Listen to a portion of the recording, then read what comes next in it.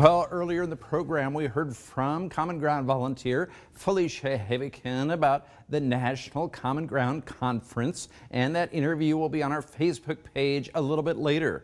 And now Felicia is back with a recipe to share, and Taryn is standing by with more. Looking forward to this recipe today. It is cannoli squares, and when I saw this, I was like, wow. You took on a tough recipe here.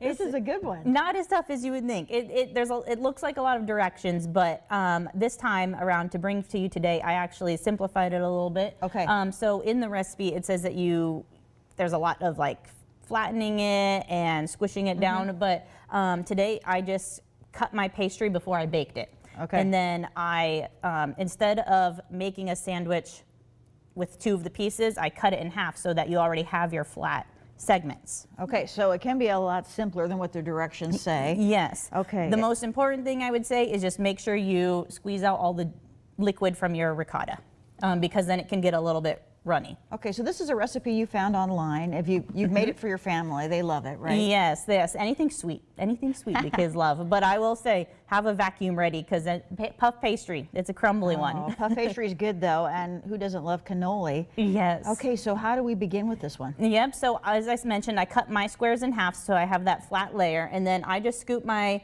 ricotta with the chocolate chips in it, and there's powdered sugar in it and cinnamon, and I scoop it onto my squares and top it like a little sandwich. And then I just sprinkle some powdered sugar over the top, and you could add chocolate chips, or I thought chocolate drizzle would be really good on top. Ooh, it sure would. Okay. Yes. I know sometimes you see cannoli kind of wrapped up, kind of round, but this is more of a square look. Yeah, I'm not that talented to do the Leave that to the wrapped up bakery, kind, yeah. right? Okay, so we have the ingredients that we can show you. We also have them on our Facebook page. They're on my Facebook page and on the Pure Nebraska Facebook page. I know Yes. lots of people will be interested in making this one.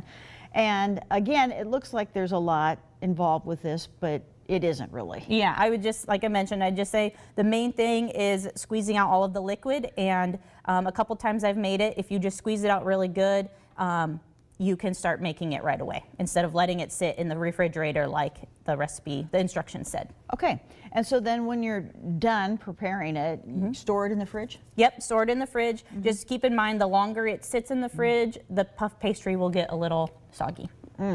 Okay, this is really good. Thank you. Have you frozen this? I haven't tested that yet, but it was a thought that crossed my mind because I thought it would be more like a ice cream sandwich maybe. Yeah, no, this is really good. Nice and flaky. Of course, puff pastry is awesome.